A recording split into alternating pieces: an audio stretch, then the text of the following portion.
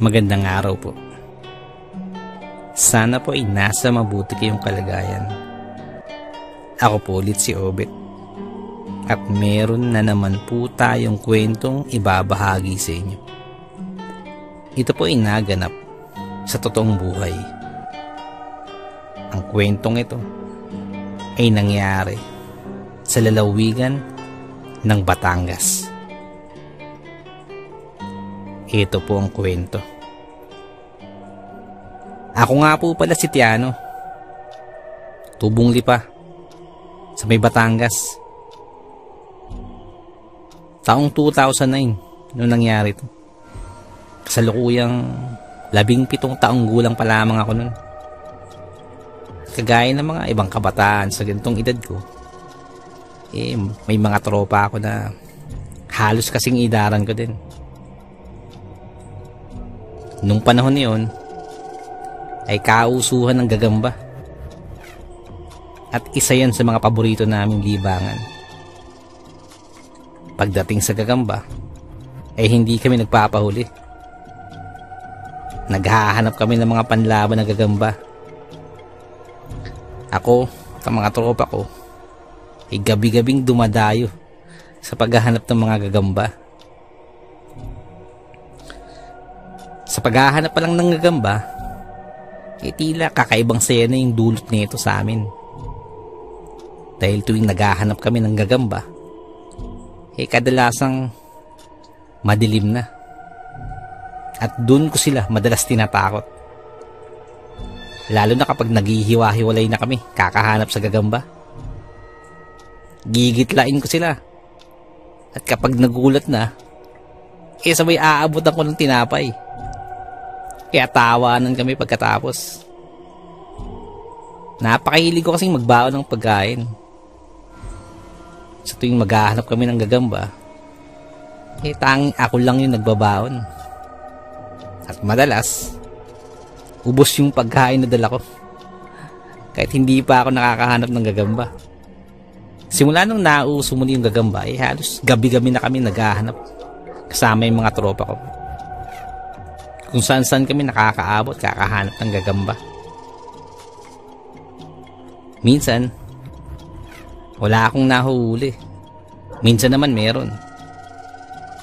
Kaya yung mga pinuntahan naming wala kaming nahuhuli, hindi na namin binabalikan. At sa kahahanap namin ng gagamba, halos malibot na namin ang mga puno at mga talahiban sa aming lugar. Kaya wala na kaming mahanapan pa ng gagamba. Kaya habang nag-uusap-usap kami pa uwi, bigla akong naitanong yun sa kanila. Isa na tayo mag-aanap bukas. Tanong ko sa mga tropa ko. Doon banda sa amin, yung malapit sa sapa. Sagot ni Arnel, yung isa kong kaibigan. Huwag na dun. Wala tayong nakakuha dun. Mga nakuha natin dun parang mga gagambang bahay lang. Sagot naman ni Denok na isa ko pa rin kaibigan. Kaya nga, halos lahat napunta na natin. Sagot ko naman. Alam ko na. Punta tayo sa bundok. Dun sa may dampa namin. Pwede pa tayong matulog dun. Sagot naman ni Archie. Dun sa lugar namin, may bundok dun na kung saan ay may mga talahiban at ilang puno na pwede naming paghanapan ng gagamba. Medyo malayo yun sa amin. Subalit wala na kaming ibang mapuntahan sa mga susunod na gabi para mapaghanapan pa ng gagamba. Kaya nung nabanggit yun ni Archie, lahat kami agad-agad na sumangayon. At kagaya ng nabanggit ni Archie, may maliit silang kubo doon na pwede naming pagtulugan kung sakaling abutin kami ng antok paggabi. Kaya kinahapunan, naghahanda na ako para pumunta kami sa bundok. Hindi naman yung sobrang taas na bundok. Tama lang naman ito para sa amin. Kaya nagbaon na ako ng mga pagkain na nakagawian ko na. At sigurado magpapagabi kami doon ng gusto. At matutulog na lang sa dampa.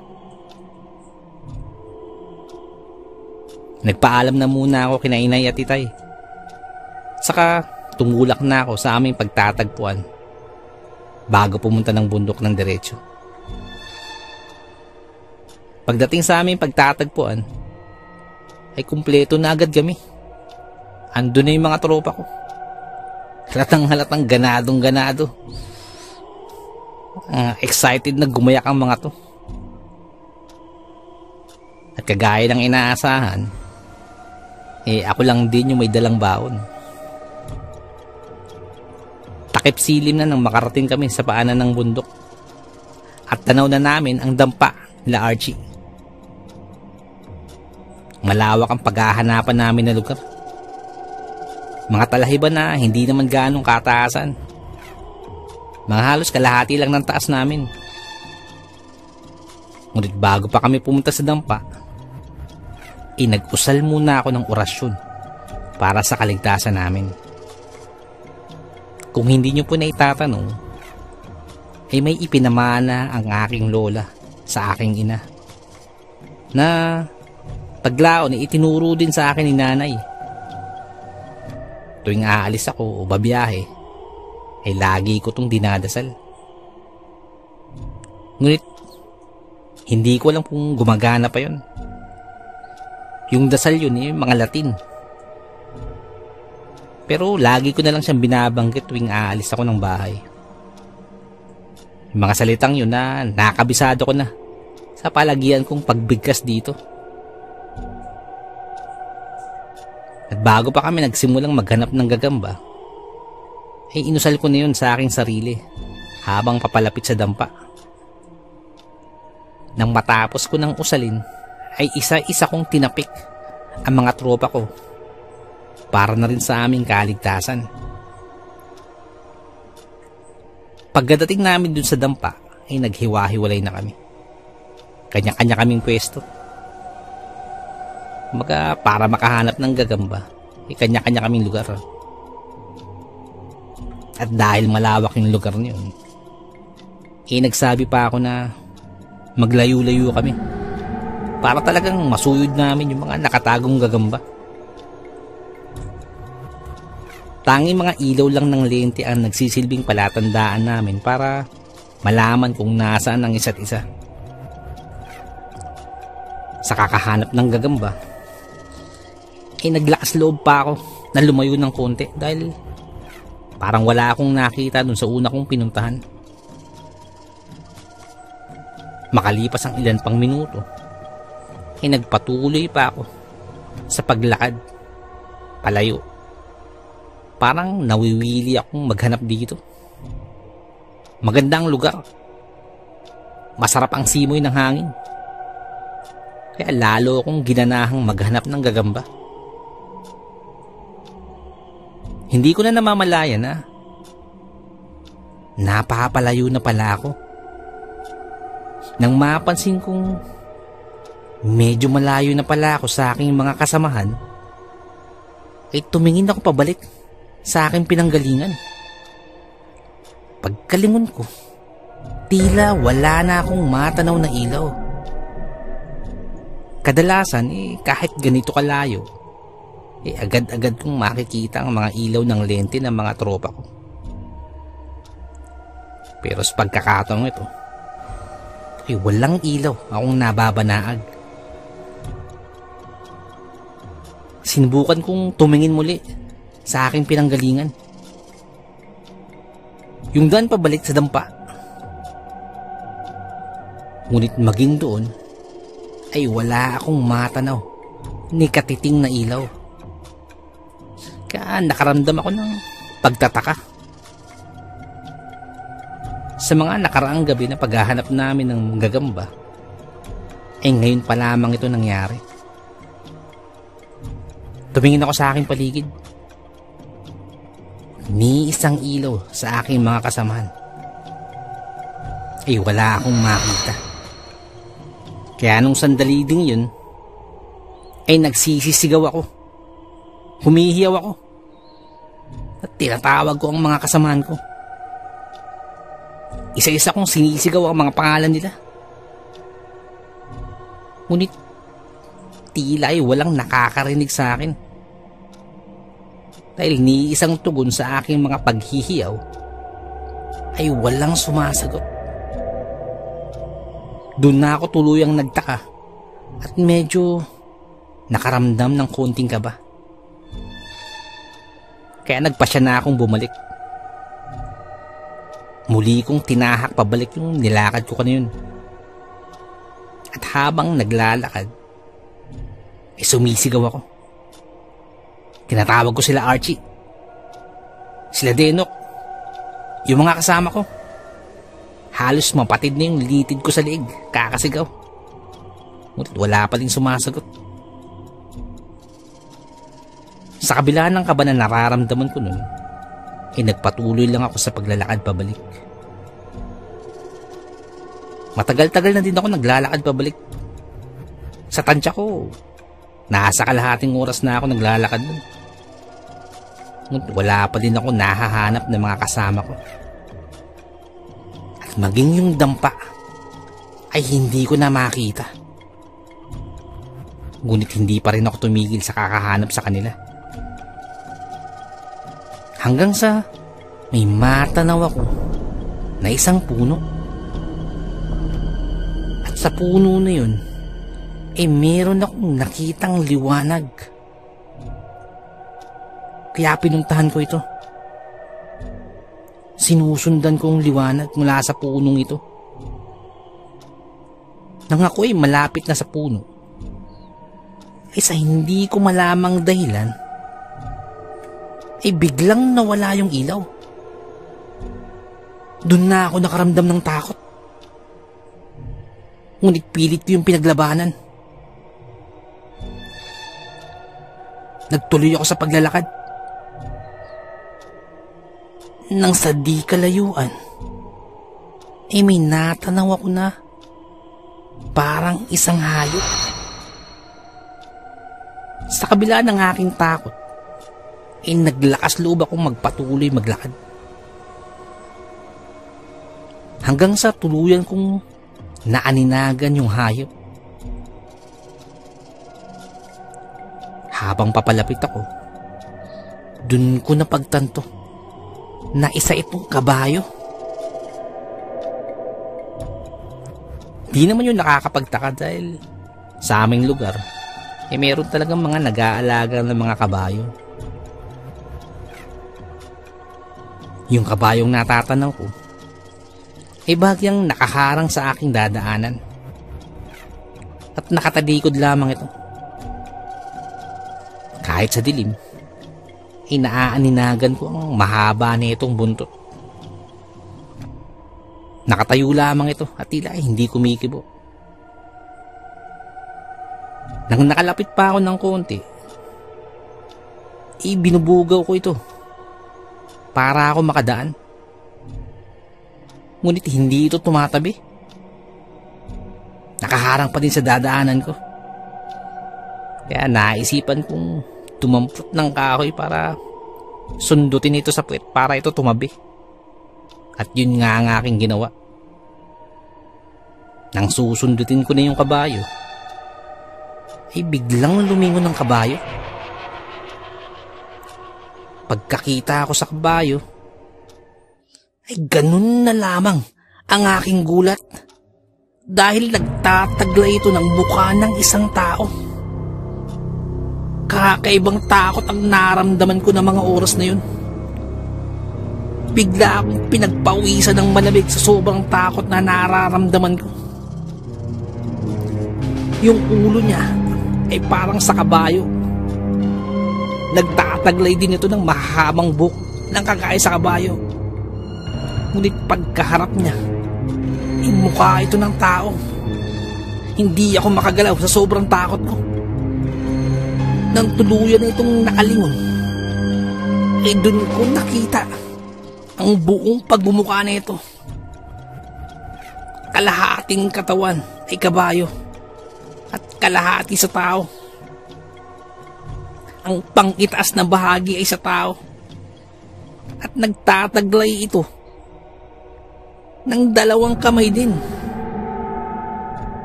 malaki at matipuno ang pangangatawan nito. At yung mga kalamnan niya sa tiyan ay napakarami. Parang doble ito kumpara sa tao. At ang pang-ibabang katawan niya ay sa kabayo.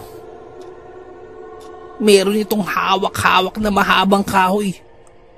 Sa sobrang takot ko, ay hindi ako makagalaw. Hindi ko na alam ang mangyayari. Nung bigla itong magsalita. Nasa teritoryo ka namin, tao. Kasabay nun ay biglang naggalawan ng mga talahib sa paligid namin. At biglang naglabasan ng mga nilalang na kagaya din niyang kalahating tao at kalahating kabayo. Naglalaki ang mga nilalang na to. Ngayon pa lamang ako nakaramdam ng ganitong klaseng takot at hindi ko na alam kung anong gagawin ko. Nang biglang may mahagip ang aking paningin sa di kalayuan. Nakatanaw ako ng ilaw. Sa sobrang takot ko, tumakbo na ako. Tinakbo ko yung talahiban. Wala na akong ibang naisip nun kundi ang tumakbo. Bahala na kung anong mangyari. Hanggang sa narating ko yung ilaw. Pagkadating ko sa ilaw, mas lalo pa akong nagimbal nung nakita ko yung liwanag. Napakaganda nito. Sa mga oras na yun, ay halong takot at pagkamangha ang aking nararamdaman. At hindi ko yun maipaliwanag. Napakaganda ng liwanag. At doon ko pa lamang napagtanto na nakatingin ako sa isang malaking palasyo. Ang palasyong ito ay naglilika ng liwanag na purong dilaw at sobrang kaaya-aya sa aking paningin. Ngunit sa kabila ng ganda ng aking natatanaw, ay may takot pa din akong nararamdaman. Pinilit ko yung labanan. At muli akong tumakbo pabalik. Wala sa aking pinanggalingan. Tumatakbo ko. Nang bigla akong bumagsak. Pakiwari ko ay parang nadapa ako. Pagtingin ko sa aking paligid, tila'y nalaglag ako sa isang butas. Ngunit mababaw lamang ito. Kaya dali-dali akong umahon at tumakbong muli. Takbo lang ako ng takbo. Tumatakbo lang ako basta makalayo lamang ako sa mga nilalang na yun at sa lugar na yun. Bahala na ako saan papunta. Basta ang iniisip ko nun ay yung daan na tinataha ko ay yung pabalik na sa amin. Hanggang sa may napansin ako na may sumusunod sa akin. Kaya pinilit ko pang bilisan ang aking takbo. Kahit hingal na ako, ay pinilit ko pa rin tumakbo. Ilang sandali pa, ay pakiramdam ko ay lumulutang na ako. Parang hindi na sumasayang yung mga paa ko sa lupa. Napasigaw na naman ako. Doon ko pa lamang napagtanto na hawak na pala ako ng nilalang na kalahating kabayo. Bit niya ako. At tumatakbo ito ng napakatulin. Habang bit niya ako, pilit ko itong sinisipa. Pilit ko itong tinatadyakan. Sino ka ba? Bitawan mo ako! Paghuhumiyaw ko. At biglang nagwika yung nilalang na yun. Ihahatid na kita, tao. Pabalik kung saan ka nagmula. Nagulat ako sa tinuring ng nilalang na to. Dahil napakahinahon ng kanyang pananalita. Hanggang sa bigla niya na lamang akong hinagi sa talhiban. At nagsalita itong muli. Huwag na kayong babalik. Mabuti na lamang at nagawan kita ng paraan na may takas sa kanila. Hindi na ako nakaimik sa sinabi niyang yun. At matapos yun, ay biglang naglaho ang nilalang na yun. Bigla akong napatingin sa paligid ko. pagkalaho nung nilalang. At dun ko pa lamang natanaw yung dampa ng aking kaibigan. Kaya agad-agad ko yung tinungo. Pagkapunta ko dun ay walang tao dito. Ako lamang ang naroroon. Kaya umupo muna ako habang sinasariwa ang mga nangyari. Hindi ako makapaniwala sa aking mga nakita. At dahil sa mga naranasan ko, ay hindi na muna ako umalis dun. At inantay ko na lang yung mga kabarkada ko hanggang sa makabalik.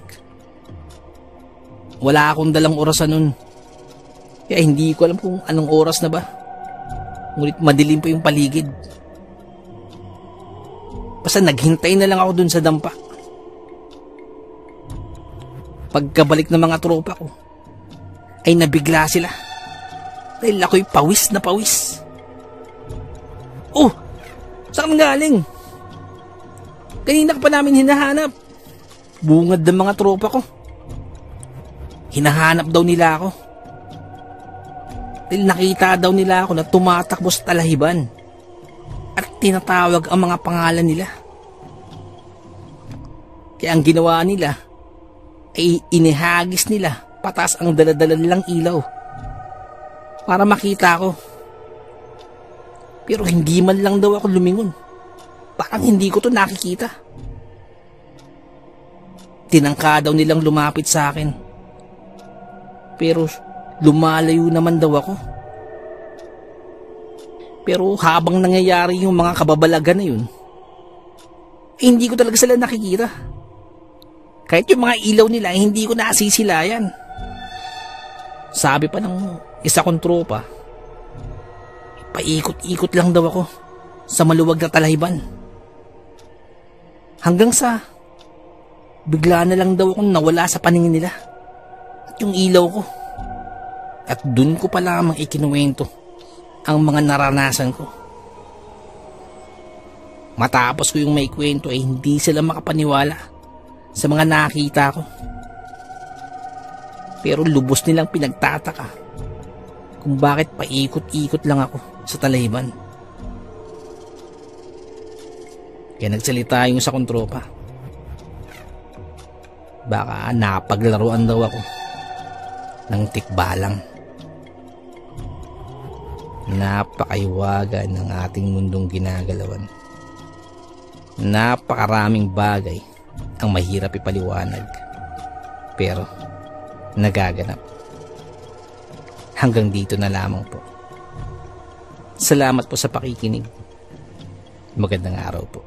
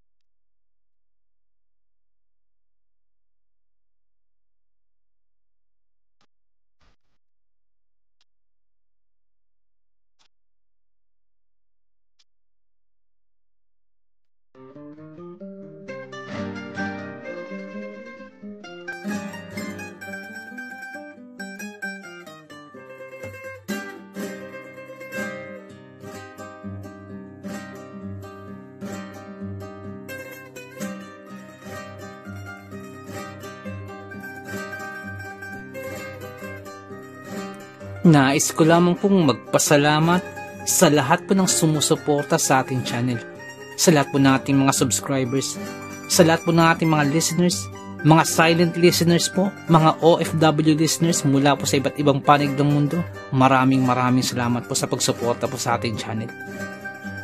At sa mga nagpadala po ng kwento, maraming salamat po. Ganun din po sa mga writers po natin na tumutulong sa ating channel.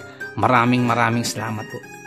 At kung hindi po kalabisan, baka pwede pong please don't skip ads po. Napakalaking bagay po sa atin. Napakalaking tulong po sa ating channel. At paki-like na rin po ang ating mga videos para po dagdag po sa algorithm po sa ating channel para lalo po nating mapalaganap ang ating channel. Maraming salamat. Kumari din po, pwede pong pakishare po. Maraming salamat po. Shoutout ko lamang po ang grupo ni Jerome Hijastro na nakikinig sa sitio Puro Topol Weste, kay Kapitan Lito Tormon, Kagawad Pesoy Marcon Jr. at Kagawad RD Huyo ng Barangay Topol Weste, from Kagawad Rex Totong Bisite. Shoutout po sa inyo, maraming salamat po sa pakikinig. Shoutout din po kay I'm a Player 541, shoutout po sa iyo, boss. Shoutout din po kay Kuya Gio ng Muntinlupa, shoutout po. Shoutout din po kay Boss Jesse Manresa at sa misis po ni Boss Jesse. Shoutout po sa inyo. Maraming salamat po sa pakikinig. Nais ko lamang pong i-shoutout si Boss Malvin Esguera at si Boss Ronaldo Esguera. Shoutout po sa inyo.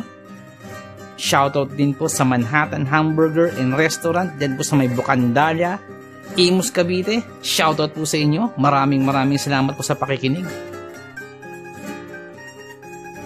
Nais ko lamang pong i-shoutout sa mga taga Muntinlupa po dyan, kay Boss Rolly, kay Boss Alan, kay Boss Ramil, kay SG Pampelo, Gomez, Reyes, at sa Cuerdo family from Albay.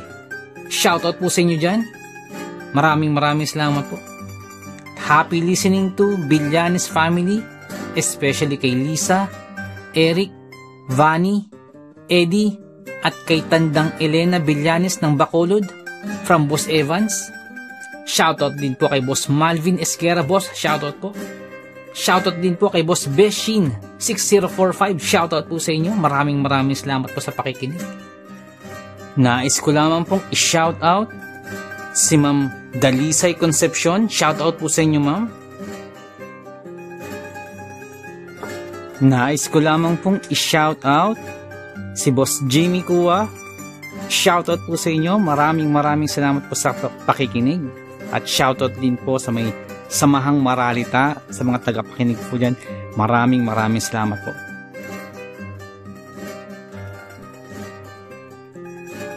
Nais ko lamang pong i-shoutout si Ma'am Elena Ravina Villanes. Happy 90th birthday po. More birthdays to come, more blessings and good health. Shoutout po sa inyo, Ma'am Elena. Shoutout din po kay Ma'am Jacqueline Espino. Shoutout po sa inyo. Shoutout din po kay Marlon Perez. Tito Boy, salamat po sa pakikinig. Shoutout po sa inyo dyan. Nais ko lamang pong i-shoutout si Boss Ruel Verano, dyan po sa may Cebu. Shoutout po sa inyo, boss. Shoutout din po kay Lola Cording ng Suha, San Teodoro, Oriental Mindoro. Shoutout po sa inyo dyan. Ang shoutout pong ito ay mula po kay Boss Andy Galoso. Shoutout po. Shoutout din po sa tropang One Battle. Mula po kay Boss Ryan Valenzuela. Shoutout po sa inyo. Kay Boss Biloy Sevilla, kay Boss Raul Manderegma, kay Boss Rundi Espiritu, Boss Oliver Sotel, Boss Nonoy Panesan, Boss June Lloyd de Los Angeles, Boss Stephen Sevilla, Boss CJ Kalikot, kay Boss Reynante Escunya, kay Boss Sam Tayas, kay Boss Doc Cesar Eusebio. Shoutout po sa inyo dyan po sa may Blooming Treat, Dimasalang. Maraming salamat po sa pakikinig. Kay Boss Ryan Valenzuela, shoutout po sa iyo, boss. Nais ko lamang pong i-shoutout si Boss Sol Luna. Boss, shoutout po. Maraming salamat po sa pag-share po sa ating kwento. Salamat po, boss. At shoutout din po kay Boss Dipred. Boss, maraming salamat po. At kung may time po kayo, bisita lang po sa channel po ni Boss Dipred. Dipred Mystery Files. Magaganda po ang kwento ni Boss Dipred. May time po kayo, bisita lang po sa channel po niya. Shoutout po sa inyo. Shoutout din po kay Ma'am Elizabeth Arnaiz. Shoutout po sa inyo, ma'am. Nais ko lamang pong i-shoutout si Boss Marlon Paro. Boss, shoutout po. Shoutout din po kay Boss Malvin Esguera, boss. Shoutout po sa inyo. Nais ko lamang pong i-shoutout si Boss Bulag na Anghel, boss. Shoutout po sa iyo. Salamat po sa pakikinig. Shoutout din po kay Boss Benji Cayetano, boss. Shoutout po. Shoutout din po kay Ma'am Annie Viloria. Shoutout po sa inyo. Kay Ma'am Annabel Apruebo. Shoutout po. Kay Boss Baby Langka. Shoutout po sa inyo. Shoutout din po kay Ariando Tamor, kay Boss Christian Ed, at kay Boss Ferdinand Tamor, dyan po sa may Las Piñas. Shoutout po sa inyo. Ang shoutout po ito ay mula po kay Boss Chris. Shoutout po. Shoutout din po sa Marcos family, dyan po sa may Antipolo. Shoutout po sa inyo. Ang shoutout po ito ay mula po kay Boss Fernando. Shoutout po sa inyo. Shoutout din po kay Ma'am Annie Viloria, kay Boss Baby Langka. Shoutout po sa inyo. At kay Ma'am Annabel Apruebo. Shoutout po sa inyo dyan. Shoutout din po sa King Solomon Game Farm dyan po sa may Tawid, Maasin City, Southern Leyte. Shoutout po sa inyo. Shoutout din po kay Ma'am Rosie de Mesa. Ma'am, shoutout po. Shoutout din po kay Boss Real Mix Vlogs. May time po kayo, bisita na po ang channel po ni Boss Real Mix Vlogs. Shoutout po sa iyo, boss. Shoutout din po kay Ma'am Julie Roel, kay Ma'am Raquel Punsalang, Ma'am Melania Roel. Shoutout po sa inyo. Sa family niyo po, shoutout po. Boss Loreto Ihaan Jr., shoutout po. Sir Ron Pilapi, dyan po sa Kentucky, shoutout sa iyo. Boss Liay Estoque, shoutout. Boss Edison Velasco, shoutout. Boss Rodney TV, may time po kayo, bisita na po channel po ni Boss Rodney TV. Vlogs niya po sa mountain bike. Shoutout din po kay Boss Red Rosal. Nag-livestream po si Boss Red every Wednesdays, Fridays, and Sundays. May time po kayo, bisita na po sa channel niya. Boss Lady B, 73 dyan po sa Texas, shoutout po. Boss Ed Uy, shoutout po. Boss Dimples Yumi, boss, shoutout sa iyo, boss. Ma'am Liza Arceca, shoutout po. Ma'am Ivy Standian, shoutout po. Boss Rochelle Abiliar, may time po kayo, bisita na po sa channel po. Rochelle Abiliar po. Ma'am Melanie Passion, shoutout. Ma'am Milagrosa Lok, shoutout. Boss Nonoyski, shoutout sa iyo, boss. At yung BFF pala ni Ma'am Jane, si Boss Hershey, shoutout sa'yo. Boss Miles, shoutout po. Boss Lord Olaivar, shoutout po. Boss Rexy Ann, shoutout po. Boss Jessie Joshua Castillo, shoutout po. Ma'am Maya Flores, shoutout po. Boss Queenie, shoutout po. Boss Alberto Liano, shoutout po. Ma'am Michelle Sedon, shoutout po. Ma'am Susan De Los Santos, shoutout po. Boss Ron and Ma'am Lenny Fish, shoutout po sa inyo. Sir Reynaldo Silong, shoutout po. Ma'am Charlene Gumansing, shoutout po. Boss Psychic Scorpio, shoutout po. Ma'am Marianita FL, shoutout po. Boss James Channel, may time po kayo, bisita na po channel po ni Boss James. Ma'am Maribel Salcedo, shoutout po. Boss Vinci Mayo, boss, shoutout po. Boss Leonardo Manalo, shoutout po. Boss Yumi Cotton TV, shoutout sa iyo, boss. May time po kayo, bisita lang sa channel. Yumi Cotton TV. Boss Yoreski Escalona, shoutout sa iyo, boss. Boss Jopay Bertuto, boss, shoutout sa iyo. Ate Peng, shoutout po. Ma'am Elaine Almera, shoutout po. Boss Supremo Ploxky, dyan po sa Cavite, shoutout sa iyo, boss. Pang-bless na baka, shoutout po. Ma'am Christian, dyan po sa Hamburg, shoutout po. Kaya, Sir Alex of Southern Mindanao Creep Experience, shoutout sa iyo, sir. Boss Jimmy Pandong, shoutout po. Kay Tata Estong Nestor Bauyo, dyan po sa London, shoutout po. Ma'am Mary Asilar, shoutout po, dyan dito sa UK. Boss Edward Malilin, boss, shoutout po. Boss Raymond Glover, shoutout sa iyo, boss. Ma'am Miraiza Miguel, shoutout po. Shoutout po kay Boss Ricky Gonzalez, kay Boss Bobby, kay Ma'am Milagros Gonzalez, kay Sir Romeo, shoutout po sa inyo. Boss Sai 1986 Vlog, may time po kayo bisita naman sa channel, Sai 1986 Vlog. Boss Young's Life, shoutout. Boss Russell Ferreira, shoutout. Boss M. Slack, shoutout. Miss Jabel, shoutout po. Boss Choji D, shoutout. Ma'am Liza Arcega, shoutout po. Ma'am Selena Rawato, shoutout po. Boss Francis Maula, shoutout po. Boss Stacy Vlog, dyan po sa Spain, shoutout po. Boss Mary Pigs, may time po kayo bisita ng channel po ni Boss Mary Pigs. Ma'am Mirna Buo, shoutout po. Boss Kamandag Pigeon TV, mahilig po sa kalapati, bisita po sa channel po ni Boss Kamandag Pigeon TV. Ganun po kay Boss Titan Love TV. Boss DJ and George, mahilig po kayo sa bedtime stories, bisita lang po sa channel po nila. Boss Horseshoe TV, mga vlogs po nila sa Japan, bisita lang po sa channel. Boss J Palo, shoutout. Boss Pedro Tampo, shoutout po.